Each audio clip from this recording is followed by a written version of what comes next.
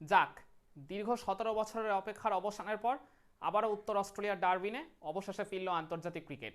Australia south আফ্রিকার মধ্যে টি-20 সিরিজের প্রথম ম্যাচ দিয়ে যেখানে আন্তর্জাতিক ক্রিকেটের প্রত্যাবর্তন ঘটল। তো এই ম্যাচে সাউথ আফ্রিকার ক্যাপ্টেন এইডেন মার্ক্রাম টস দিতে আগে অস্ট্রেলিয়াকে ব্যাটিং করতে পাঠিয়েছিলেন। অস্ট্রেলিয়ার ইনিংসের সূচনা করেছিলেন তাদের ক্যাপ্টেন মিচেল মার্শ আর ট্রাভিস হেড অ্যাজ ইউজুয়াল। তো প্রথম ওভারেই একদম ফাস্ট ডেলিভারিতেই লুঙ্গি এনগিডির একটা আউটসাইড দিয়ে অফ স্টাম্প ডেলিভারিকে ওয়াইড লং অফের উপর দিয়ে একটা চমৎকার ছক্কা মেরে ইনিংসের বেশ শুভ সূচনা করেছিলেন ওই মিচেল মার্শ। আর তারপর আরও একটা বাউন্ডারি মেরে প্রথম ওভারটা বেশ ভালো একটা পজিটিভ স্টার্ট এনে দেন অস্ট্রেলিয়ার ক্যাপ্টেন। কিন্তু এর পরের ওভারে কাগিসো রাবাডা অলমোস্ট ক্রিজে দাঁড় করিয়ে রাখলেন ট্রাভিস হেডকে, যার ফলে কিছুটা ফ্রাস্ট্রেটেড হয় তিনি। ওই ওভারের লাস্ট ডেলিভারিতে আউটসাইড দিয়ে অফ স্টাম্পে একটা ডেলিভারি ছিল, ওই কাট করতে গিয়ে একটা আউটসাইডে হয়ে তিনি শর্ট থার্ড ম্যানে ক্যাচ দিয়ে আউট হয়ে যান মাত্র 2 রান করে। আর এর ঠিক পরের ওভারেই জর্জ লিন্ডের একটা শর্ট অফ দ্য লেন্থ ডেলিভারিতে ওই দিনে ব্যাটিং করতে নামা অস্ট্রেলিয়ার উইকেট কিপার জশ ইংলিশ কাট করতে গিয়ে ব্যাকওয়ার্ড পয়েন্টে ক্যাচ দিয়ে বসেন, কোনো রানের খাতায় তিনি খুলতে পারলেন না। 2 উইকেটে 16 হয়ে যায় অস্ট্রেলিয়া স্কোরটা। আর এরপর ক্যামেরন গ্রিন নেমে কিন্তু মানে 2টা 4 আর একটা ছক্কা মেরে তিনি ঝোড়ো 14 রান করেও ফেলেছিলেন খুবই দ্রুত। কিন্তু এর ঠিক পরের ওভারেই মিচেল মার্শ, যিনি প্রথম ওভারে একটা 4 আর একটা ছক্কা মেরে বেশ ভালো স্টার্ট করেছিলেন, তিনিও নিজের ইনিংসটাকে বড় করতে পারলেন না। তিনি ওই জায়গায় একটা চেঞ্জ অফ পেসার ডেলিভারিতে বড় শট খেলতে গিয়ে যখন আউট হয়ে যান, অস্ট্রেলিয়া স্কোরটা হয়ে গেল 3 উইকেটে 30। আর এরপর একটা 40 রানের পার্টনারশিপ গড়ে ওঠে ওই টিম ডেভিড আর ক্রিজে আগে থেকে সেট হয়ে যাওয়া ক্যামেরন গ্রিনের মধ্যে। দুজনেই কিন্তু বেশ ভালো মেজাজেই ব্যাটিং করছিলেন, কিন্তু পাওয়ার প্লের একদম লাস্ট ওভারে বিপত্তিটা ঘটলো যখন ক্যামেরন গ্রিন দুর্ধর্ষ টাচে ছিলেন, তিনি 35 রানের বেশি যখন করতে পারলেন না, যার ফলে পাওয়ার প্লে 6 ওভার শেষে অস্ট্রেলিয়া স্কোরটা তখন হয়ে যায় 4 উইকেটে 71। আর এর ঠিক পরের 2 ওভারে আরও 2টা উইকেট খুঁয়ে অস্ট্রেলিয়া তখন প্রবল ব্যাকফুটে চলে যায় বলতে পারেন। এর ঠিক পরে পরে মিচেল ওয়েন, যিনি ওয়েস্ট ইন্ডিজ সফরে দারুণ খেলেছিলেন, তিনিও কিন্তু নিজের ইনিংসটাকে বড় করতে পারলেন না, মাত্র 2 রান করে তিনি আউট হয়ে যান। আর তার ঠিক পরের ওভারে ওই আরেক বড় ব্যাটার গ্লেন ম্যাক্সওয়েল, তিনিও কিন্তু একটা বড় শট খেলতে গিয়ে মানে ওই একেবারে বাউন্ডারি রোপেই আর কি ক্যাচ দিয়ে বসেন, মাত্র 1 রান করে তিনি যখন আউট হয়ে যান। অস্ট্রেলিয়া মানে খুবই দ্রুত সময়ের মধ্যে 6টা উইকেট খুঁয়ে ফেলে। 10 ওভার শেষে অস্ট্রেলিয়া স্কোরটা তখন দেখাচ্ছিল 6 উইকেটে 88। এরপর টিম ডেভিড, তিনি প্রায় একাই লড়াই চালাচ্ছিলেন ওই বেন ডোয়ার সুইসকে সাথে নিয়ে। এরপর সপ্তম উইকেটে একটা তাদের মধ্যে 59 রানের পার্টনারশিপ গড়ে ওঠে। এই জায়গায় রান তোলার মূল কাজটা টিম ডেভিডই করছিলেন, আর অপরদিকে একটু বেশ ভালো সাপোর্টিভ রোল প্লে করছিলেন বেন ডোয়ার সুইস। কিন্তু ইনিংসের 15 নম্বর ওভারে ওই কোয়েনা মাফাখা বল করতে এসে তিনি তুলে নিয়েছিলেন ওই সেট হয়ে যাওয়া বেন ডোয়ার সুইসের উইকেটটা। তো তিনি 17 রান করে যখন আউট হয়ে যান, অস্ট্রেলিয়া স্কোরটা হয়ে গেল 7 উইকেটে 134। আর এরপর নাথান এলিসকে সঙ্গে নিয়ে ওই টিম ডেভিড আবারও একটা 30 রানের মতো পার্টনারশিপ গড়ে তুলেছিলেন। তখন টিম ডেভিড ওই জায়গায় নিজের হাফ সেঞ্চুরিটাও কমপ্লিট করে নিয়েছিলেন। তো টিম ডেভিড তখন আর কি মনেই হচ্ছিল একবারে প্রত্যেকটা বলকে ফ্রি হিট ভেবে খেলছিলেন। কিন্তু 19 নম্বর ওভারে ওই কোয়েনা মাপাকা তার স্পেলে লাস্ট ওভারে বল করতে এসে একটা চেঞ্জ অফ পেসার ডেলিভারিতে ওই টিম ডেভিডের উইকেটটা যখন তুলে নেন, তিনি 83 রান করে যখন আউট হয়ে যান, একটা চমৎকার ইনিংস খেলে অস্ট্রেলিয়া স্কোরটা তখন হয়ে যায় 8 উইকেটে 164। আর এর ঠিক পরে পরেই ওই সেম ওভারেই ওই আরও একটা উইকেট তুলে নিয়েছিলেন ওই কোয়েনা মাপাখা, অ্যাডাম জ্যাম্পাকে ফিরিয়ে দিয়েছিলেন। আর এরপর লাস্ট ওভারে নাথান এলিস একটা 4 আর একটা ছক্কা সহযোগে ওই 12টা রান তুলেছিলেন, যার ফলে ওই মানে অস্ট্রেলিয়া তাদের স্কোরটাকে নিয়ে চলে গেল 178-এ। তবুও ওই লাস্ট বলে নাথান এলিস আর কি রান আউট হয়ে গেছিলেন। তো যাই হোক, অস্ট্রেলিয়া ওই জায়গায় 20 ওভার শেষে অল আউট হয়ে যায় 178-এ।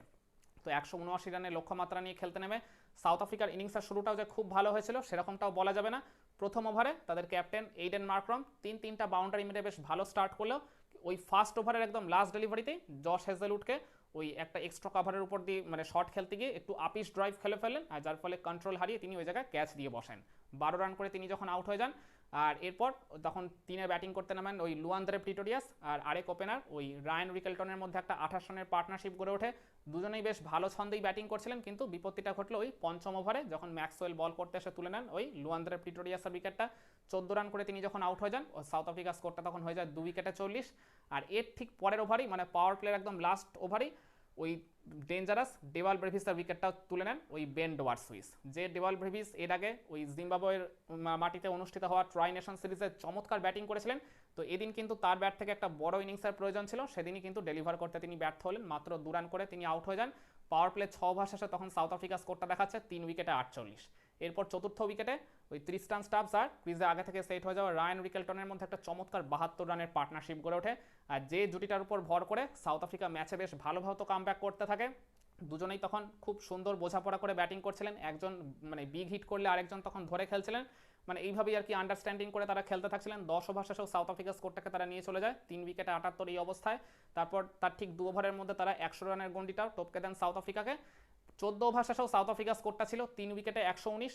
তখন জয় পেতে তাদের লাস্ট 6 ওভারে প্রয়োজন ছিল মাত্র 60 রান, হাতে ছিল 7খানা উইকেট, ক্রিজে তখন পুরোপুরি সেট 2 ব্যাটার।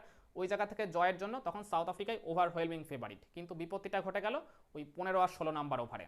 ওই 15 নাম্বার ওভারে জশ হ্যাজেলউড বল করতে এসে তিনি আগে ফিরিয়ে দেন ক্রিজে পুরোপুরি সেট হয়ে যাবে ট্রিস্টান স্টাফসকে, যিনি 37 রানের বেশ একটা ভালো ইনিংস খেলছিলেন।